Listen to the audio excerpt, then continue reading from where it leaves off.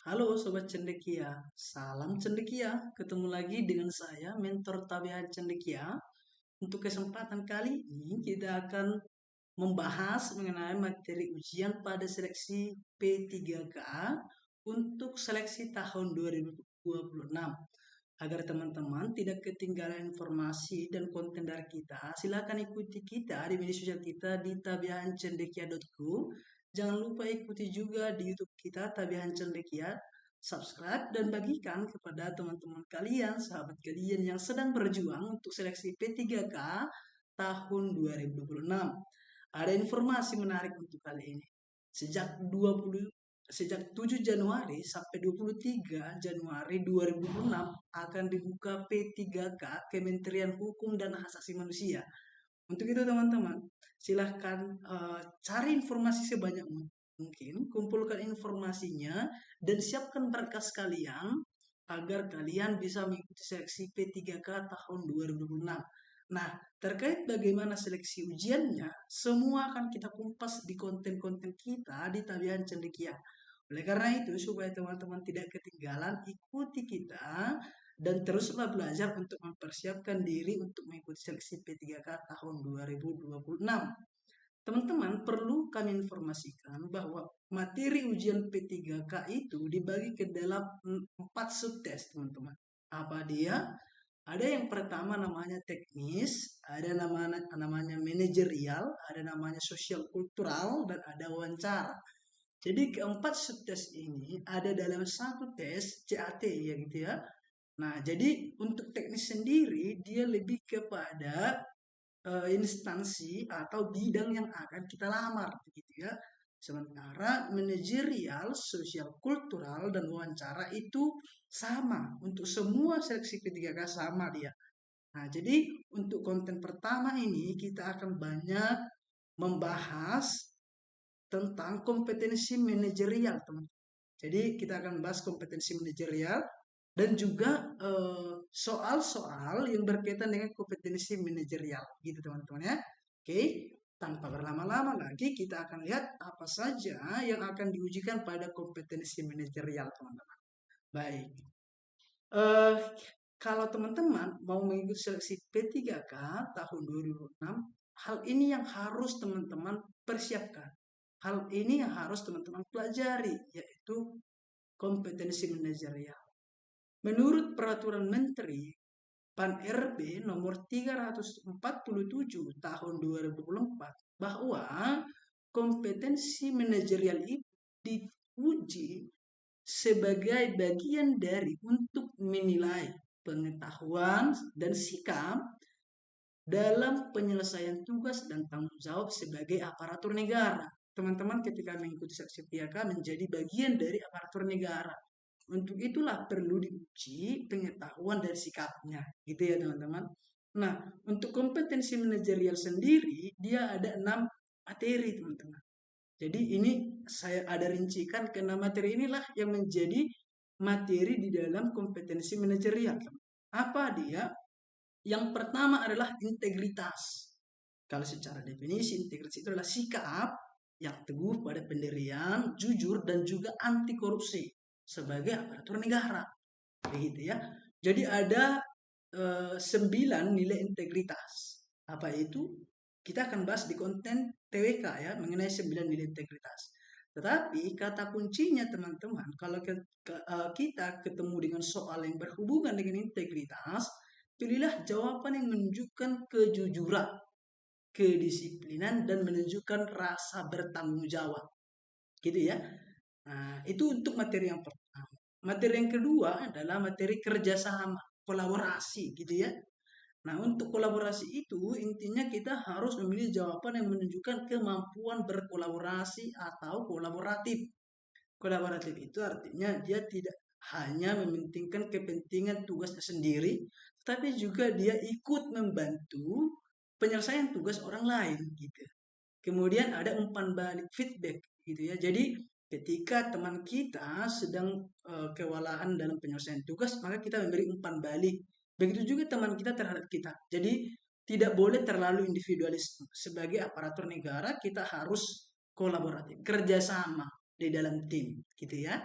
Itu untuk materi yang kedua, teman-teman. Materi yang ketiga adalah komunikasi. Ya, komunikasi itu penting di setiap pekerjaan, di setiap penyelesaian tugas, ya. Karena kita kerja sama tim, ya. Nah, untuk komunikasi itu, kata kunci yang harus teman-teman pahami adalah yang pertama, dia harus terbuka. Terbuka dalam artian tadi tidak boleh terlalu individualisme, tidak boleh tertutup di dalam artian baik pribadi maupun di dalam tanggung jawab sebagai aparatur negara. Kemudian mengakui kesalahan. Jadi sebagai manusia kita tentu acap kali melakukan kesalahan, begitu kan? Maka dari itu kalau kita melakukan kesalahan di dalam memberi pelayanan khususnya, kita harus mengakui kesalahan itu dan memperbaikinya, intinya gitu. Dan komunikatif, komunikatif dia menggunakan komunikasi yang baik, ya, memberikan komunikasi yang baik, baik terhadap rekan sejawat maupun terhadap masyarakat yang sedang dilayani. Komunikasi itu penting. Kemudian yang materi keempat adalah orientasi pada hasil. Orientasi pada hasil itu kata kuncinya adalah kita harus memberikan pelayanan atau kinerja yang maksimal. Kemudian efisien. Efisien itu kan dia tidak bertele-tele, cepat, tepat gitu ya, efisien. Lalu fokus pada persatuan dan kerjasama tadi ya. Jadi tidak boleh memikirkan tugas sendiri, tetapi harus bisa bekerja sama dan mengedepankan rasa persatuan di dalam kerjasama tim, gitu ya. Nah, untuk yang kelima adalah pelayanan publik, teman-teman. Pelayanan publik artinya kalau publik itu kan secara definitif adalah orang banyak atau masyarakat yang akan hendak kita layani. Oleh karena itu, kata kunci di dalam pelayanan publik adalah komunikatif, ya, komunikasi yang baik, solutif. Solutif itu artinya solusi alternatif. Solusi alternatif artinya adalah solusi terbaik, solusi yang menyelesaikan masalah tanpa menimbulkan satu masalah yang baru, gitu ya. Kemudian responsif. Responsif itu sederhananya cepat tanggap, ya. Dia tidak boleh ibaratnya sebagai aparatur negara gitu berdiam diri ketika sedang menghadapi satu masalah. Dan transparan. Transparan itu dia harus mengedepankan kejujuran di dalam memberi pelayanan dan juga memberi transparansi terhadap orang banyak, gitu ya. Kemudian materi yang keenam, teman-teman, adalah pengembangan diri dan orang lain. Jadi sebagaimana yang saya sebutkan tadi, tidak boleh individualisme, tetapi juga harus berbagi ilmu dan pengalaman kepada rekan sejawat dan juga teman kerja kita, begitu ya. Jadi intinya di situ adalah keterampilan dan kerjasama. Jadi dia harus cekatan gitu ya. Jadi dia harus terampil di dalam menghadapi setiap permasalahan atau di dalam hal penyelesaian tugas, gitu teman-teman. Untuk yang ketujuh adalah mengelola perubahan. Jadi adaptif. Adaptif itu karena kan kita sebagai aparatur negara yang melayani orang banyak di tengah perkembangan teknologi, kita harus adaptif. Ya, jadi mampu menyesuaikan diri dengan lingkungan dan juga perkembangan teknologi utamanya gitu ya. Adaptif, lalu perencanaan dan berani. Berani dalam artian eh, mau mencoba dan berani mencoba, berani berkreasi gitu ya. Dia jadi tidak melulu mengikuti format lama, tetapi justru dia berani membuat format baru yang lebih bagus, lebih baik gitu ya. Lalu yang kedelapan atau yang terakhir dari manajerial adalah pengambilan keputusan. Ya, pengambilan keputusan itu adalah demokratis. Demokratis itu artinya tidak memaksakan kehendak terhadap orang lain, tetapi justru mengutamakan prinsip musyawarah untuk mencapai mufakat, gitu ya. Dan solusi terbaik sama dengan solusi tadi ya. Jadi yang memberikan solusi terbaik di dalam penyelesaian masalah. Jadi ada 8 materi di dalam seleksi kompetensi manajerial. Teman-teman boleh catat, teman-teman boleh pelajari kembali. Dan kalau ada hal yang dibingungkan misalnya, boleh berikan komentarnya di kolom komentar media sosial kita. Kita akan tanggapin satu persatu dan akan kita berikan tips-tips cepatnya. Nah, berkaitan dengan tips teman-teman, saya juga di konten ini akan membagikan tips untuk menghadapi soal manajerial. Apa dia? Setidaknya teman-teman ada 4 tips yang harus teman-teman catat dan juga pahami di dalam menghadapi soal manajerial. Apa dia? Yang pertama adalah pilihlah jawaban yang mengutamakan profesionalisme dalam bekerja. Jadi harus bersikap profesional dalam bentuk pekerjaan. Itu yang pertama. Yang kedua adalah pilihlah jawaban yang menunjukkan integritas tadi ya, disiplin, adaptif dan konsisten gitu ya. Jadi dia harus adaptif, harus mampu menyesuaikan dengan perkembangan teknologi dan konsisten di dalam memberi pelayanan dan kinerja yang baik gitu ya. Untuk tips yang ketiga adalah tidak memilih jawaban yang menimbulkan masalah yang baru. Nanti teman-teman mungkin ada opsi ya gitu ya yang kita harap atau kita duga itu adalah jawaban benar, padahal dia justru menimbulkan masalah baru ya. Jadi intinya berhubungan dengan tips yang kelima. Yang keempat, pilih jawaban yang win-win solution. Jadi posisinya kita harus mencari jawaban yang jalan tengah gitu ya, menyelesaikan masalah tanpa menimbulkan masalah yang baru. Itulah 4 trik atau tips yang bisa saya bagikan untuk teman-teman untuk menghadapi soal kompetensi manajerial. Untuk lengkapnya gitu ya, teman-teman boleh ikuti kelas kita di Talian Cendekia. Silakan hubungi kita, kita terbuka untuk teman-teman yang ingin belajar gitu ya teman-teman ya. Oke, itu dia mengenai tips. Sekarang langsung kita lihat ke contoh soalnya ya. Nah, ini contoh soalnya. Nomor 1, di sebuah kantor imigrasi, pegawai bagian keuangan dan pegawai bagian informasi sering mengalami miskomunikasi mengenai persyaratan dokumen, menyebabkan frustrasi di antara mereka. Apa langkah pertama yang akan diambil manajer dalam situasi ini? Oke, tadi kan saya sudah sampaikan ada 8 materi manajerial. Kira-kira gitu ya, kira-kira di sini ini soal tentang apa, teman-teman? Apakah ini soal tentang integritas? Apakah soal kerjasama, mengelola perubahan, atau pengambilan keputusan? Nah, teman-teman boleh berikan tanggapannya. Kira-kira soal ini tentang materi apa ya, teman-teman gitu ya? Mari kita lihat opsinya. Yang A, mengadakan lokaria untuk memperkuat kerjasama dan komunikasi antara bagian. Yang B, menggunakan platform kolaborasi online untuk berbagi informasi secara real time. Yang buat flowchart yang jelas dan dipajang di setiap bagian mengenai alur persyaratan dokumen. Yang D, melakukan rotasi tugas sementara antara pegawai bagian dokumen dan bagian informasi untuk meningkatkan pemahaman bersama.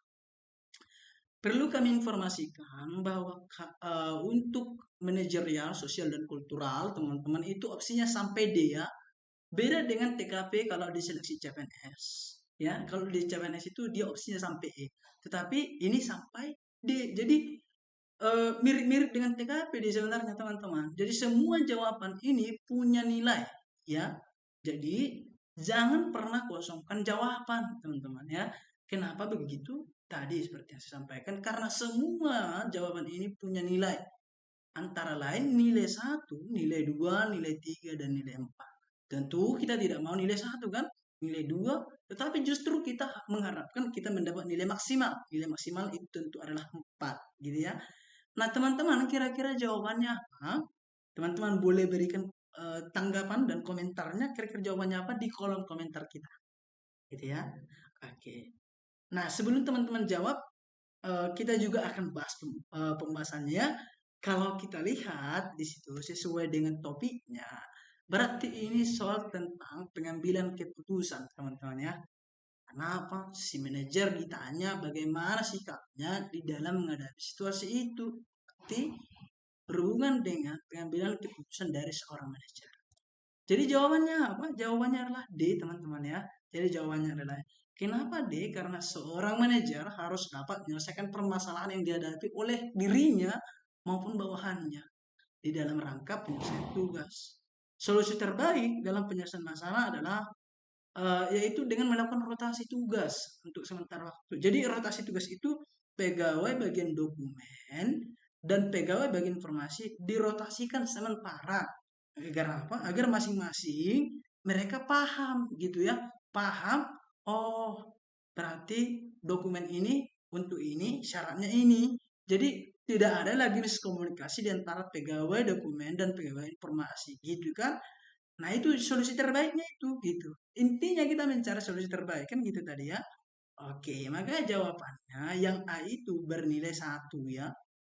1 mengadakan lokarya. Kenapa? Karena mengadakan lokarya itu butuh waktu, butuh tenaga, butuh pikiran, butuh banyak hal sehingga tidak efektif gitu ya. Jadi dia tidak efektif. Makanya jawabannya satu. Sementara yang B itu dua ya teman-teman. Menggunakan platform kolaborasi online untuk berbagai informasi secara real time. Bagus juga, tetapi karena dia kolaborasi online membutuhkan waktu juga gitu kan. Jadi dia eh, kalau kita buat kadang ada yang mau menggunakan platform itu, ada juga yang enggak gitu. Jadi dia kurang efektif juga. Nah, sementara yang C itu nilai 3 teman-teman ya, membuat flowchart ya. Jadi di setiap mading atau di dinding-dinding pelayanan dibuat alurnya supaya si pemberi pelayanan maupun si penerima pelayanan masing-masing mengerti mengenai alur persyaratan. Bagus. Tetapi itu juga kembali ke masing-masing orangnya gitu ya. Nah, tetapi tadi yang menunjukkan bahwa dia memberi pelayanan terbaik itu dan juga menunjukkan pengambilan keputusan yang tepat oleh seorang manajer adalah D ya, melakukan rotasi tugas untuk sementara, bukan selamanya. Jadi untuk sementara agar mereka saling meningkatkan pemahaman bersama. Jadi yang poin 4 mana? Ya, jawabannya adalah 4, itu adalah D. Oke, teman-teman. Jadi seleksi manajerial itu tidak terlalu susah, tetapi juga tidak boleh kita anggap remeh ya, karena ya justru banyak orang karena persaingannya kan berdasarkan perankingan teman-teman ya, tidak mendapatkan maksimum di manajerial karena bingung gitu ya. Bisa jadi A sampai D itu semua positif justru, tetapi di antara pilihan positif kita harus tentukan mana jawaban satu yang paling tepat. Gitu ya teman-teman ya. Oke, itu dia untuk soalan yang nomor satu. Kita lanjut untuk soalan yang nomor dua, teman-teman. Kira-kira kalau teman-teman sudah baca, ini berkaitan dengan materi apa gitu ya. Coba kita lihat. Sebagai seorang dokter, Anda diharuskan untuk bersikap ramah pada pasien yang datang. Akan tetapi, apabila sikap baik Anda dibalas dengan perlakuan yang tidak sopan, maka sebaiknya sikap apa yang Anda lakukan? Nah, jadi ini berkaitan dengan apa? Materi apa? Jadi dari 8 tadi teman-teman boleh beri tanggapan ini berkaitan dengan soal apa. Gitu ya. Mari kita lihat opsi. Yang A, memberikan pelayanan yang sesuai dengan sikap pasien tersebut agar seimbang dan tidak merugikan salah satu pihak. Jadi dia ibaratnya membalas perlakuan yang sama. Kira-kira gitu kan? Yang B, memberikan peringatan dengan cara yang baik apabila sikapnya melewati batas dan tetap memberikan pelayanan terbaik. Bagus ya. Jadi dia memberi peringatan tetapi dengan tetap memberi pelayanan. Yang C, memastikan pasien tersebut mendapatkan pelayanan sesuai dengan yang dibutuhkan dan memperingatkan agar bersikap sopan. Yang D, menahan diri agar tidak terbawa emosi dan memberikan pelayanan dengan baik pada pasien lain yang bersikap baik. Jadi dia memberi pelayanan yang baik kepada pasien yang bersikap baik. Berarti pasien yang tidak bersikap baik justru dikasarin kayak gitu kan. Nah, itu tidak efektif juga kan. Nah, itu besok-besok bisa dipecat kita dari P3K kan gitu kan. Nah, makanya kita harus mencari jawaban yang sulit itu. Kira-kira jawabannya apa? Teman-teman boleh berikan jawabannya di kolom komentar. Gitu ya. Oke. Sembari teman-teman boleh berpikir, kita lihat dulu pembahasannya. Nah, itu soal tentang apa? Teman-teman harus tahu ya, harus bisa mengelompokkan karena di seleksi P3K itu di manajerial tidak diberitahu dia ini soal tentang apa. Justru kita yang harus mengklasifikasikan dia soal tentang apa supaya kita gitu ya bisa menggunakan kata kunci yang sudah saya tunjukkan di awal tadi. Gitu teman-teman ya. Nah, sebagai seorang dokter yang profesional, kalau kita harus menunjukkan sikap memberi pelayanan terbaik tadi. Meskipun menghadapi pasien yang berbeda-beda karakter. Ya, jadi ada kadang pasien yang songong gitu ya, ada yang ramah gitu ya. Nah, tetapi kita sebagai pelayan publik, sebagai aparatur negara harus tetap profesional dan memastikan pasien mendapat pelayanan sesuai dengan yang dibutuhkan gitu ya. Maka jawabannya apa? Maka jawabannya tentu adalah C, gitu ya. Memastikan pasien mendapatkan pelayanan sesuai dengan yang dibutuhkan. Jadi yang nomor satu itu, yang A itu apa? Berapa nilainya gitu kan? Yang A itu satu kan? Dia membalas kejahatan dengan kejahatan, kira-kira gitu ya. Jadi kurang efektif dia. Jadi dia nilai satu. Sementara yang B tadi karena dia bagus ya, memberi peringatan dan tetap memberi pelayanan, maka dia nilai 3.